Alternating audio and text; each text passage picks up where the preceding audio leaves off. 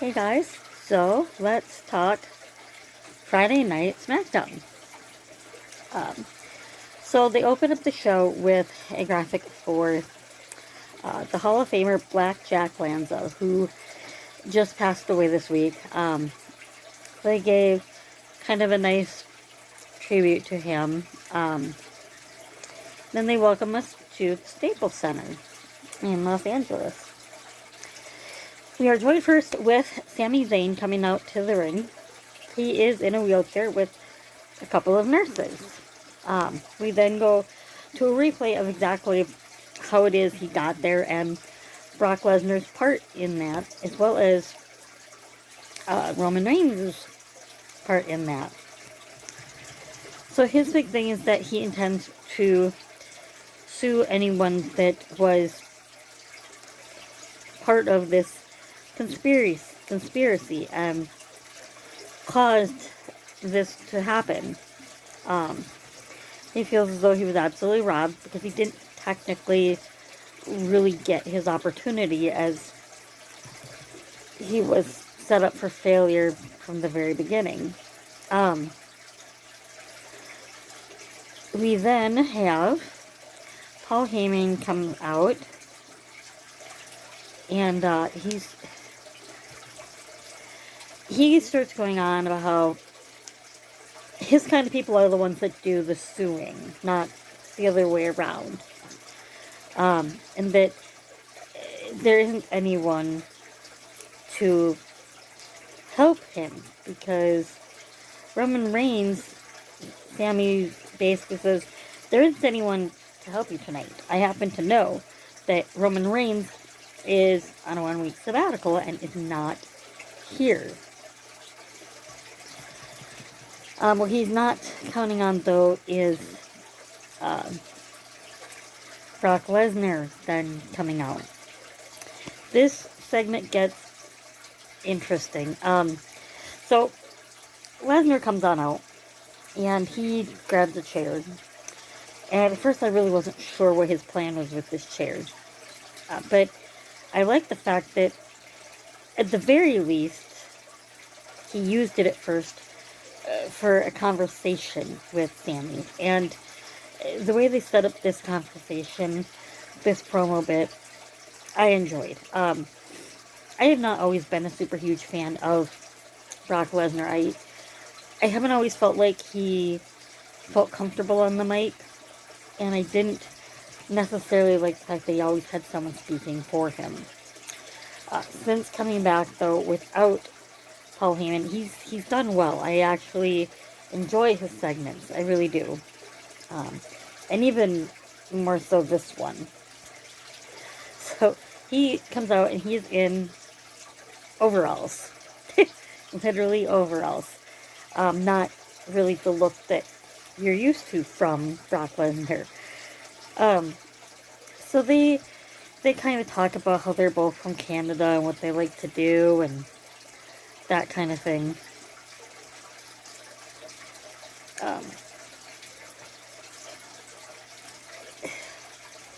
The talk ends up with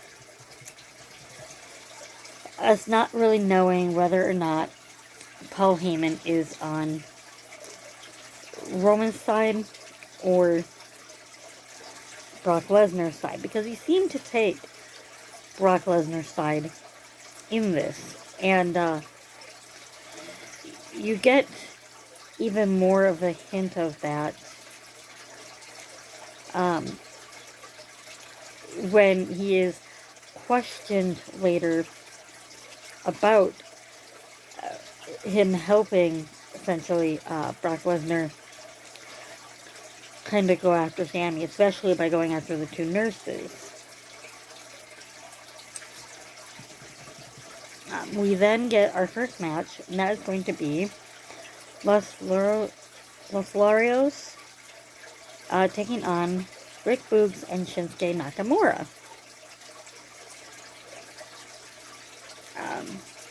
End of the day, Rick Boogs and Shinsuke get the win. Many question if there's something going on with Shinsuke, though. He did not he did not, it was a fairly short match, but Nakamura was not in very long. He was, everything was basically set up for Shinsuke to get his finisher in and then have that be the end of the match. Um, yeah.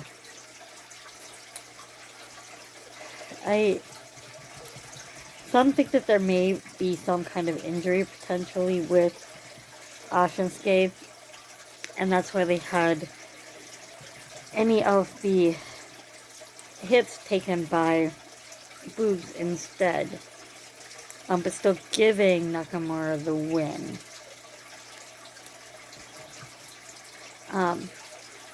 So that was kind of that match, and I don't know where that leads this feud at all, but we then head backstage, and there is a group around something under this purple cloth, and Eric of the Viking Raiders tries to peek at it, and we find out that what it is Xavier Woods' new crown. Now, when we get back in commercial break and they show, well, they do not show the crown just yet. First they hype up the dual branded main event that we're going to be getting, and that is going to be the Usos versus the New Day taking on the Raw Tag Team Champions of Riddle and Orton. So that's what's going to be happening there. They kind of hype that up. We then head back to this group of people around whatever it is under here, this crown. They then present the crown. They lift the cloth up. I don't know whether I really like this crown or not. It doesn't look bad. I think they could have maybe done a little bit better with it, maybe. But it didn't look horrible. It really didn't. We then go back to what happened last week with Drew McIntyre being upset that he was not in that Black Friday Battle Royal. His recent words with Sheamus and all of that. We then get him in Adam Pearce's office, and they're having some words, and interestingly enough, this is what Adam Pearce has to say, that the Black Friday Battle Royal list was chosen by higher authority.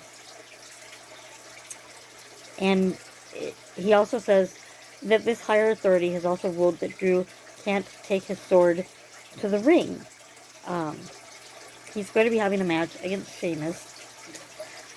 And so, essentially, he is told he cannot bring that to the ring.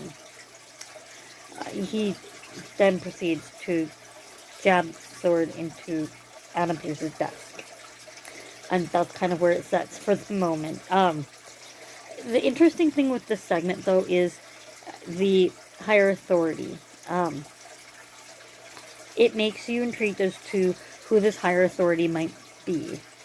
And it makes you kind of go through this potential people that could be seen as this higher authority. It could maybe be somebody that was released. That is certainly a possibility. We have seen things like that done with someone released and yet coming back in some capacity with the company. So we'll see where this progresses, and hopefully they do have this go in an interesting light, and it isn't a storyline that just kind of falls by the wayside, because they could do a lot with this. We then have Drew. He goes to the ring. The match is fairly short. It doesn't take necessarily too long. Drew tries to get in some offense, and he does. Tries to use Sheamus's move against him. Both kind of giving some headbutts in there. At the end of the day, Drew hits the Claymore, and he ends up getting the win. I don't really know where this goes for him. Sheamus is at the ring by himself. He did not have his friend with him. So I don't know what this means for their feud. I'm guessing that more should probably happen. We then have Drew kind of posing with some of his fans there at ringside. We then go to backstage, and we see Happy Corbin and Madcap Moss in the hallway, and they have Adam Pearce's desk. They know that while it's in the office, they're probably not going to get this sword out of it. So their best bet is to take the desk whole and then take it somewhere else to try to get the sword out of it, if they can. We will see.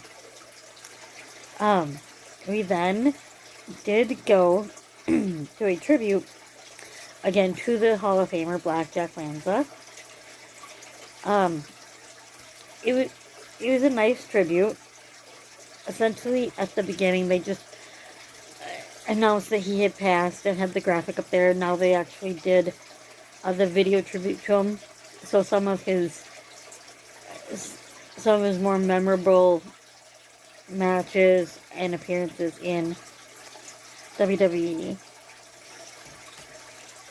Coming back from that, we go to Kayla Braxton, who is now talking to Paul Heyman backstage. She asked him about what Brock Lesnar said earlier when he said, she had asked, I think she had asked him something, or maybe it was Sammy that had, but he had said,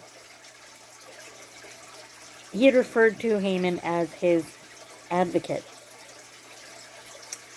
She wanted to know more about this, because that's huge, right? And her hard-hitting question to that was, how do you think Roman Reigns would feel about hearing that? Because you know that he's going to see this, so he's going to know that this was said. So he didn't really care for that. He essentially just said, please stop doing that too. Okay, good night. And then he just kind of walked off. But he did look a little worried. He knows that it's not going to go well. It would have been nice, and we didn't end up seeing it, but it would have been nice if we had gotten some kind of reaction from the Usos on this, because it's not just Roman that Heyman has to worry about when it comes to this. It's also the Usos. They're a very formidable tag team, and there really isn't anyone there to really protect Heyman. And as a point of fact, that Roman is not there, the Usos not doing anything, could be seen as the Usos not sticking up for the family, so to speak. But we don't end up seeing that at all. We then have Naomi. She is out in the ring, and she calls out Sonya Deville, because last week Sonya hinted that she would be willing to take off the suit and have a match. And it appears as though that is what we're going to get here. Sonya's ring attire looked really good. It really did. And we didn't necessarily get an actual match. What ends up happening is she announces that Natalya will be the special guest ring announcer, and that Shayna Baszler will be the special guest timekeeper. They're of course already at ringside and ready.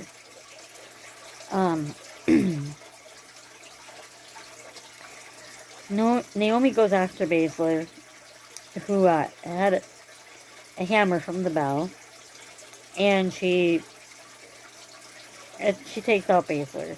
She returns to the ring, but Natalya stops her. At first, this now looks like it's going to be essentially a 3-on-1, right?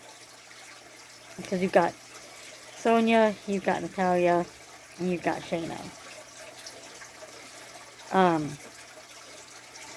When the three of them go to surround the ring, though, we get music that interrupts. Now, we have been getting promos for Xia Li's debut, right? And in that debut, she takes on this character of the Protector. That's what her promos have been, to hype us up for her debut. Well, this makes sense with the music that we see, and that her debut comes not necessarily in the form of a match, but in the form of coming out and standing next to Naomi. Her entrance looked amazing. It really did. The graphics for it looked fantastic. I really thought they did a very good job with bringing her on out for Smackdown. She looked very strong coming out there, standing up next to Naomi. Both of them getting the other three out of the ring. The debut worked great. Even more so, though, is Baszler, Natalya, and Deville leave, and you see the Xia Li and Naomi in the ring. They bow to each other, essentially. They kind of do that. It's essentially a sign of mutual respect. And so I thought that was really neat. I like that. So we then have a little bit of a segment in the back that has to do with Riddle and Orton. Again, it's typical Riddle humor. They've got the crew from the Jackass Forever movie. They're there. Again, he asks if Randy has anything to add, and he simply says, "Nah, I don't." He doesn't really have time for it, you know. We then go to the ring, and we are going to get Charlotte Flair versus Toni Storm. This this is a fun little match, and it's our first glimpse at possibly a true Flair Toni Storm match. They went back and forth, but before too much time passes.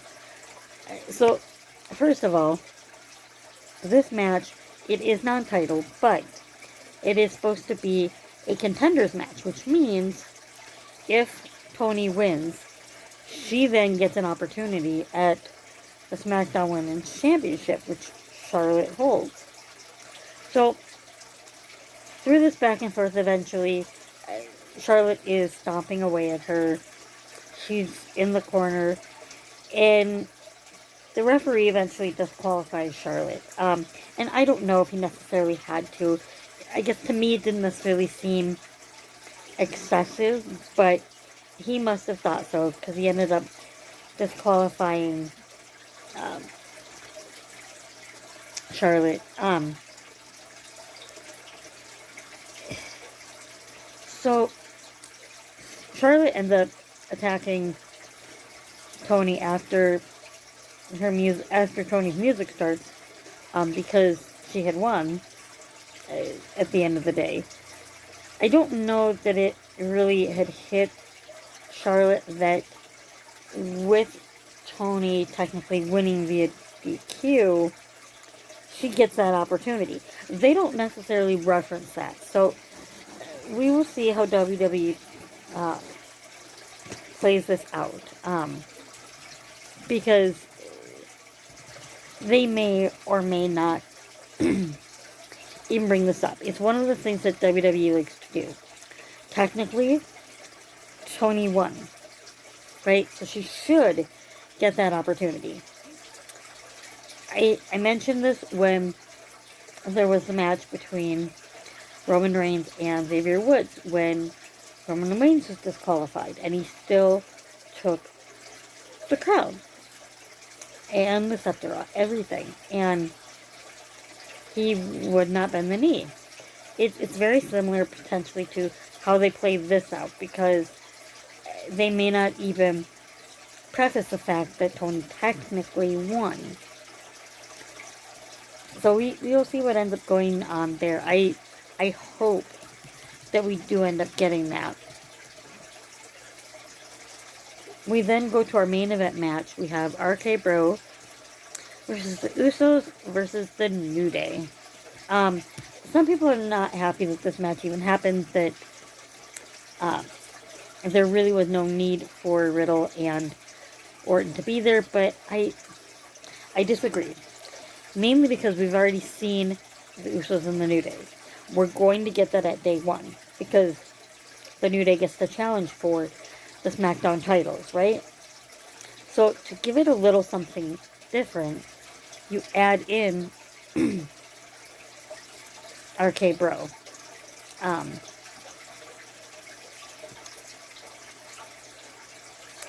So